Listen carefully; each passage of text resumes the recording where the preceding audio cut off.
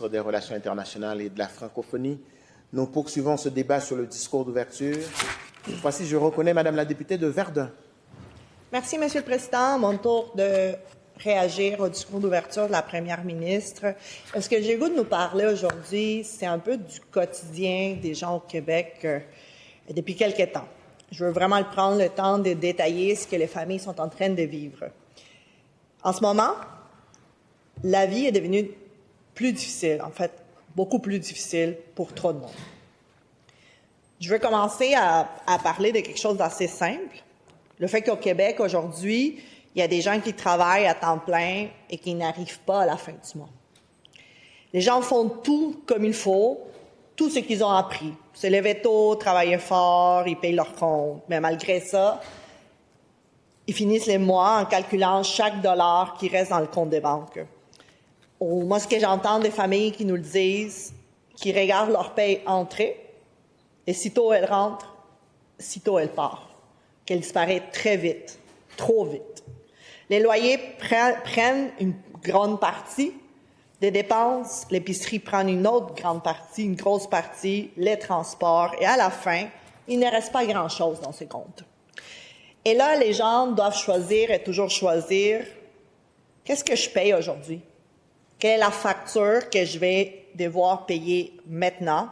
Est-ce que je peux attendre? Est-ce que j'ai coupe dans l'épicerie cette semaine? Parce que les loyers, on ne peut pas s'en passer, sinon certains vont se retrouver dans la rue. Ce n'est pas une situation exceptionnelle. On l'entend à tous les jours, de plus en plus dans les médias. C'est devenu une réalité, peut-être même une normalité pour trop de gens. Les coûts de la vie, c'est ça qui inquiète le plus les Québécois et Québécoises en ce moment. Puis je vais commencer à nous parler par le logement, qui, si ce n'est pas la principale, l'habitation devient le des principaux postes de dépenses des gens au Québec. Parce que c'est le gros morceau et c'est devenu une source d'angoisse permanente pour plusieurs. Chercher un logement au Québec aujourd'hui, ce n'est plus simple. C'est plus une étape normale de la vie, c'est devenu une compétition. Les gens cherchent longtemps, regardent les annonces chaque jour, appellent rapidement, ils essayent d'arriver le premier, parce que sinon, le logement va disparaître. Et quand on réussit à visiter, il y a souvent 10, 15, parfois 20, 30 autres personnes qui ont répondu à la même appel, et tout le monde espère la même chose, se faire choisir. Mais la plupart du temps, ce sont des refus. Et quand on trouve, c'est le choc. C'est de voir le prix de ces logements-là, des prix que même dans mon comté, ils sont autour de 1 500, 2 000, 2 500 et parfois même plus. Puis c'est pas pour du luxe, là. Ce n'est pas pour des condos haut de gamme, ce type de prix. C'est pour des logements ordinaires, des appartements dits normaux, des quartiers normaux avec des conditions dites normales. Mais les prix, eux, ne sont plus normaux en ce moment. Pour les gens qui sont déjà locataires, la situation non plus n'est pas simple. Chaque année, c'est le stress, l'attente de la lettre, la fameuse augmentation. Et quand elle arrive, c'est malheureusement, souvent, des mauvaises nouvelles. Des hausses des loyers qui dépassent l'inflation. Des 100, 200, 300, même parfois plus d'augmentation des loyers par mois. Et c'est là que les gens se posent la question. Est-ce que j'accepte, je reste ou je pars? Et si je pars où? Parce que des logements abordables, il n'y en a pas vraiment dans nos quartiers. C'est là qu'on coupe encore en plus dans les achats essentiels. À un moment donné, il n'y a plus rien à couper, il n'y a plus de gras. Et on se retrouve avec des familles, des locataires, un locataire sur 3 qui sont en situation d'insécurité alimentaire. Et qu'est-ce qu'on nous propose de l'autre bord? Parce que je veux quand même souligner quelque chose. J'étais contente, enfin, qu'on parle un peu plus du coût de la vie, parce que ça devrait être la question centrale ici. La première ministre a quand même parlé, a soulevé le fait que c'est la priorité. Ceci étant dit, on n'a rien entendu dans ces discours pour les locataires du Québec, pour les gens qui en arrachent à payer et qui n'arrivent pas à payer leur loyer. Parce que la ministre nous a parlé d'accès à la propriété. Puis c'est bien, hein? On n'est pas contre ça, l'accès à la propriété. Je pense que personne ici l'est. Mais on va être honnête, pour une grande partie de la population, ceux et celles qui sont encore locataires, c'est de moins en moins réaliste. Puis c'est même pas dans leur horizon. parce que c'est même pas capable d'acheter ou d'épargner quand on vit autant de pression au niveau du loyer puis l'épicerie. Parce qu'il y a de plus en plus de familles qui vivent du mois en mois, des chèques en chèques, de paye en paye.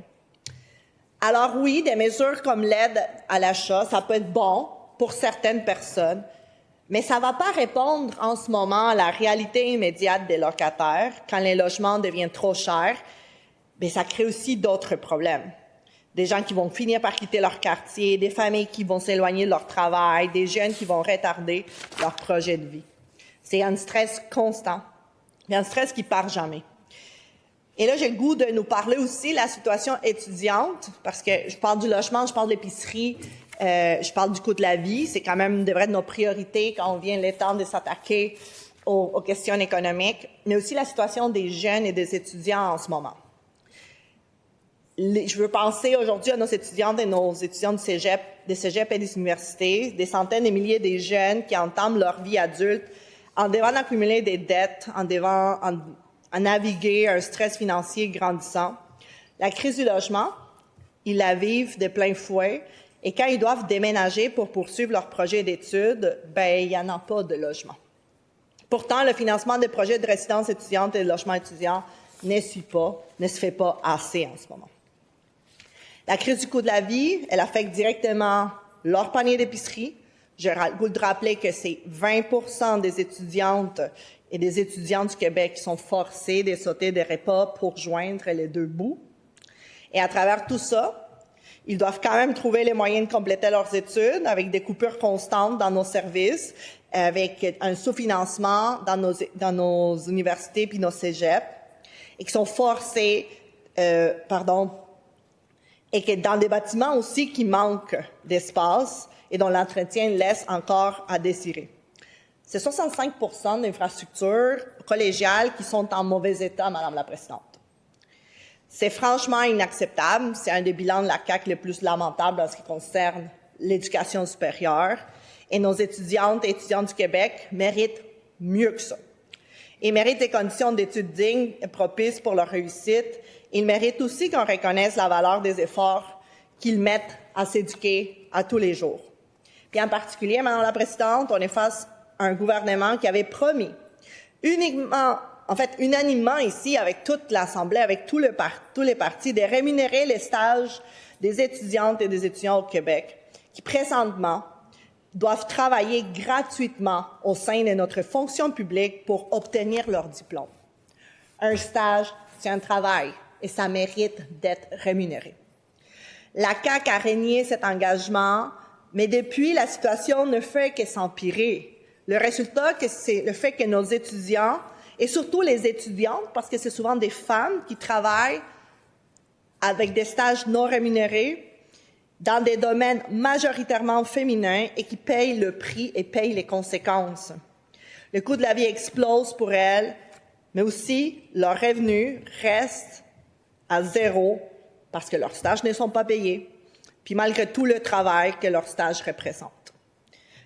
La première ministre nous annonce une nouvelle CAQ. Nous annonce un renouveau dans les 5 semaines qui suivent.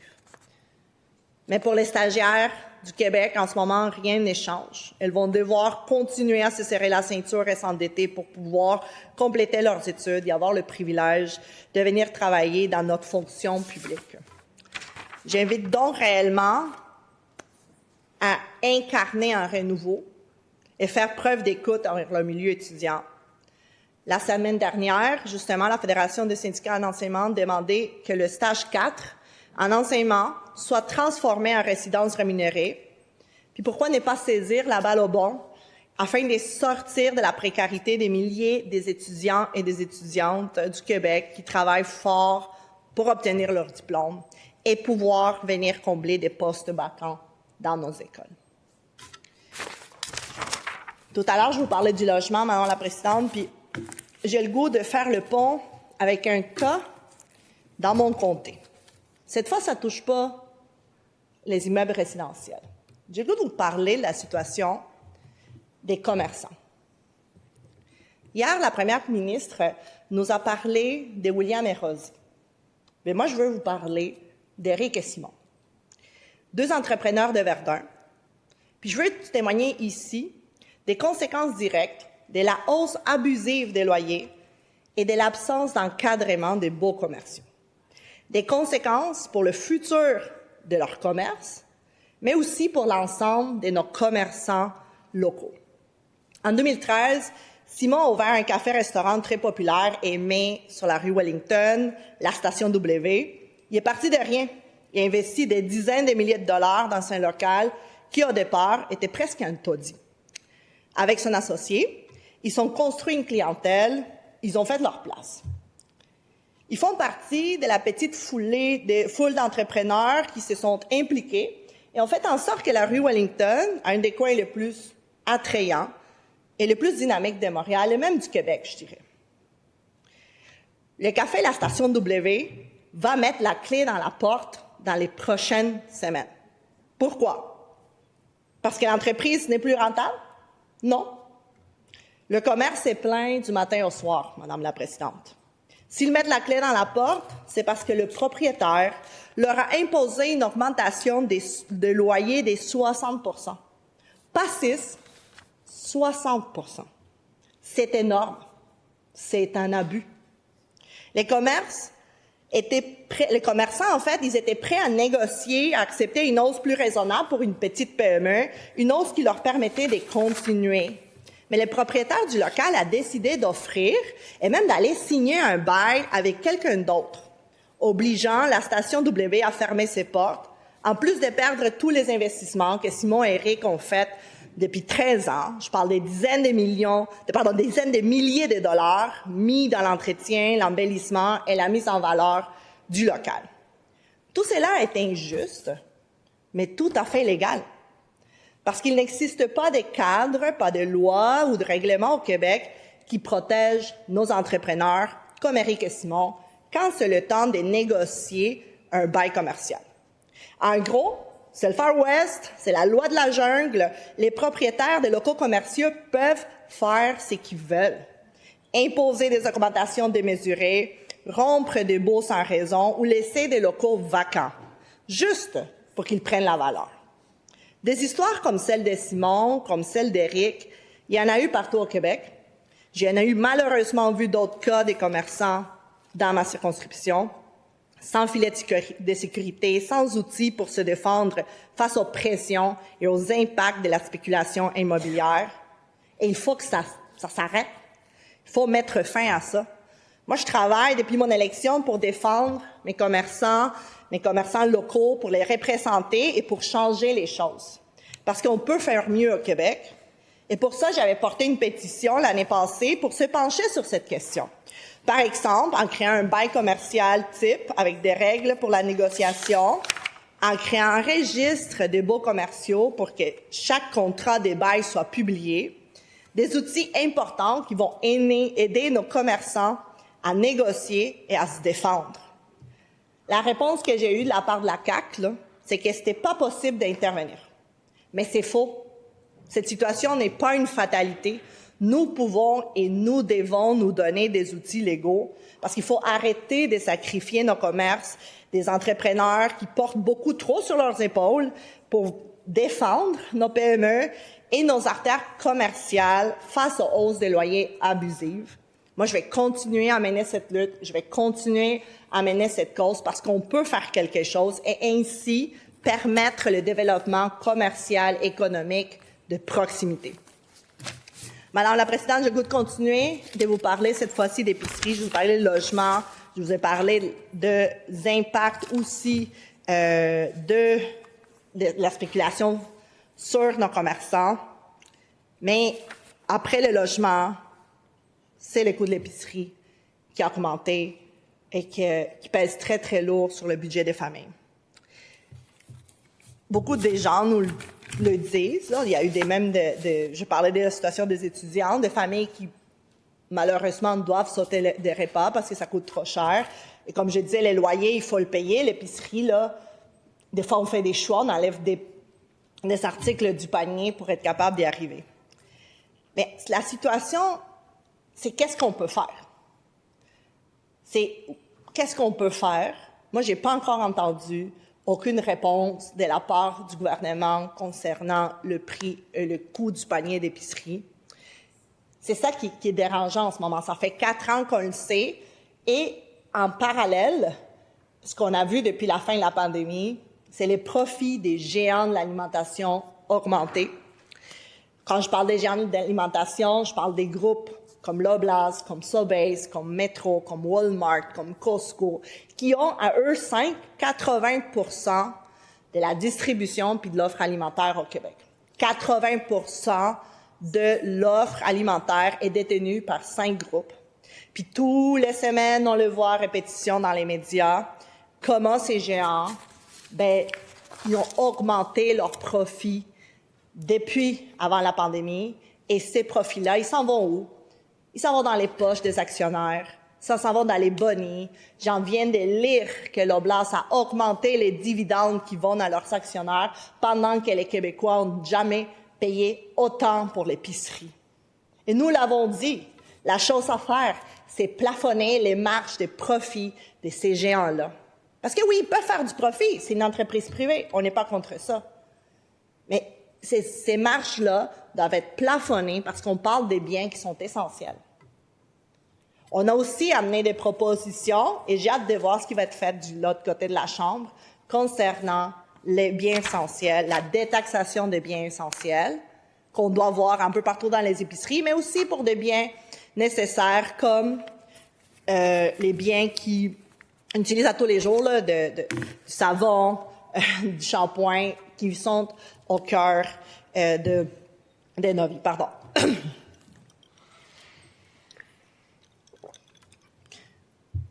Je disais, c'est une des propositions que nous avons faites, et on a hâte de voir ce qui va être fait de l'autre côté. Est-ce que tous les biens essentiels vont pouvoir être détaxés et ainsi amener de l'oxygène pour les familles? Une autre proposition que j'ai le goût de voir arriver rapidement, puisqu'elle n'est pas débattue maintenant, mais nous, on va continuer à la porter, c'est le fait de détaxer tous les biens usagés. Parce que c'est pas possible qu'on aille acheter du linge, des souliers usagés qui sont déjà été taxés la première fois lors de la vente, mais ils sont rétaxés lorsqu'ils sont revendus dans des entreprises de seconde main. Ça aussi, c'est une proposition simple, rapide, qui peut être déjà être mis sur la table, puis on est prêt à discuter là-dessus. Madame la Présidente, les gens, en ce moment, ne demandent pas l'impossible, ils ne demandent pas de miracle, en fait, ils demandent juste être capable de payer le loyer, être capable de payer l'épicerie, avoir une vie stable, arriver à la fin du mois. Parce que ici, c'est pas juste une question économique, c'est une question de vision politique de ce qu'on a le goût d'avoir comme société. Est-ce qu'on accepte que les gens s'appauvrissent lentement? Qu'est-ce qu'on fait pour agir? Et pendant ce temps-là, les millionnaires et les milliardaires, les multimillionnaires du Québec, eux, ils voient leur fortune augmenter. Certains ont même doublé la dernière année. Ils ont augmenté de près de 50% depuis 7 ans. C'est pas juste que d'un côté, on voit la richesse s'accumuler, puis de l'autre, des gens qui n'arrivent pas à la fin du mois.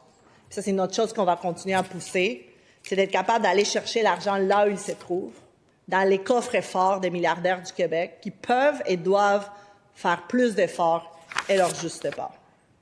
Nous, on croit qu'il faut intervenir. On pense vraiment qu'il faut agir pour lutter contre les inégalités, pour plafonner la hausse des loyers à l'inflation, pour plafonner les marges de profit des géants de l'alimentation, puis leur forcer à réinvestir ces profits-là dans leurs opérations pour réduire les coûts du panier d'épicerie.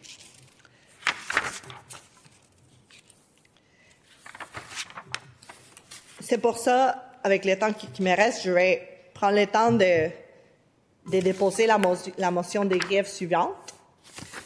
Que l'Assemblée nationale blâme le gouvernement de la CAQ pour son incapacité à freiner l'explosion du coût de l'épicerie et à protéger les ménages québécois face aux profits excessifs des grandes chaînes d'alimentation. Merci, Madame la Présidente. Merci, Madame la députée. Votre motion est déposée sous réserve de sa recevabilité. Alors, merci pour votre intervention.